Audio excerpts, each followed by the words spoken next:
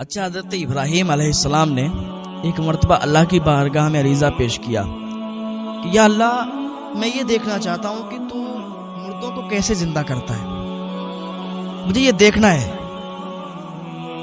آواز آئی، اے ابراہیم، اگر تم یہ دیکھنا چاہتے ہو ٹھیک ہے، 4 پرندوں کو لے لو اور 4 پرندوں کو آپ ذبح کر دو، ان کے ٹکڑے ٹکڑے کر دو، ان کے گوشت کا قیمہ بنا دو اور ان کو الگ الگ پہاڑ پر ڈال دو۔ جو لوگ یہ کہتے ہیں نا کہ دنیا سے جو بندہ چلا جاتا ہے، جو مر جاتا ہے، جس کا انتقال ہو جاتا ہے، تو دوبارہ اس کے جسم میں جان نہیں ڈالی جاتی، جس کا خیال ہے، جس کا یہ کہنا ہے کہ اگر دنیا میں جس کا انتقال ہو گیا تو پھر وہ ہمیشہ کے لیے ختم ہو گیا، ایسا نہیں ہے۔ اس سے سوال جواب بھی ہوتے ہیں، حساب و کتاب بھی ہوگا۔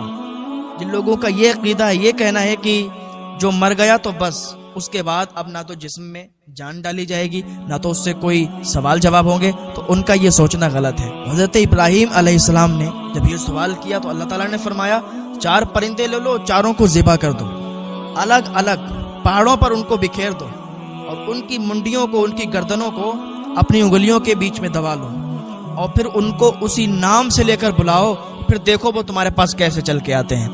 حضرت ابراہیم علیہ السلام نے ایسا ہی کیا، 4 پرندوں کو لیا، ان کو ذبح کیا، ان کی بوٹی بوٹی بنائی، قیمہ بنا کے ان کو الگ الگ پہاڑوں پر بکھیر دیا اور اب ان کی جو گردنیں تھیں اپنی انگلیوں کے درمیان پھنسا لی۔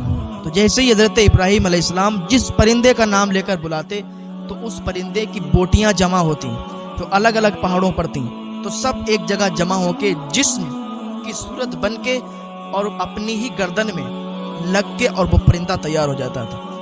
اسی طریقے سے 4 پرندے تھے، 4 کو آپ نے ذبح کیا تھا اور 4 کو جب بلایا تو اسی طریقے سے وہ زندہ ہو گئے اور اسی طریقے سے ان کے گوشت جڑے، جسم بنا اور ان کی منڈی، ان کی گردن اس میں جڑی اور حضرت ابراہیم علیہ السلام کے سامنے موجود ہو گئے۔ پرندوں نے حضرت ابراہیم علیہ السلام سے کہا، آپ ہم سے کیا چاہتے تھے جو آپ نے ہمیں ذبح کر دیا؟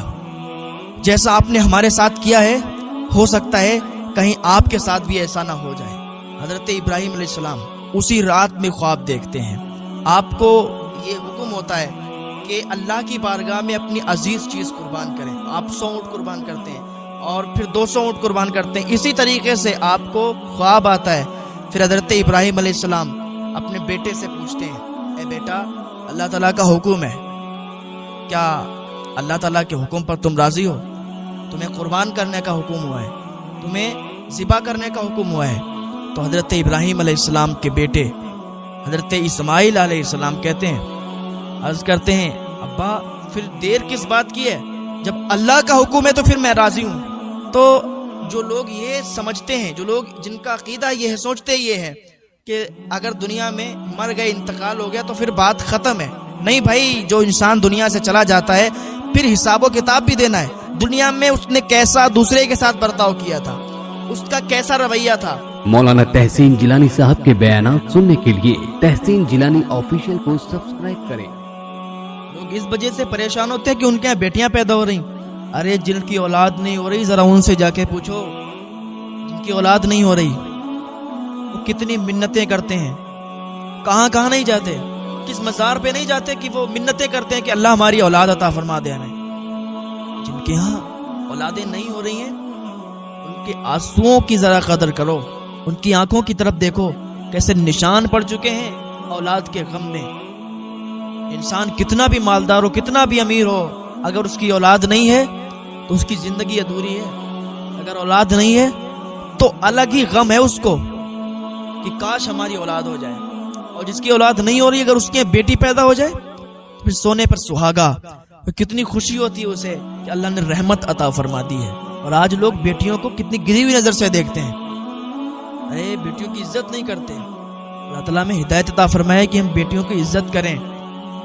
اگر کوئی بازار سے بیٹی گزر رہی ہوتی ہے تو اگر 10 لڑکے کھڑے ہوتے ہیں تو 10 کی نگاہ اسی پر ہوتی ہے۔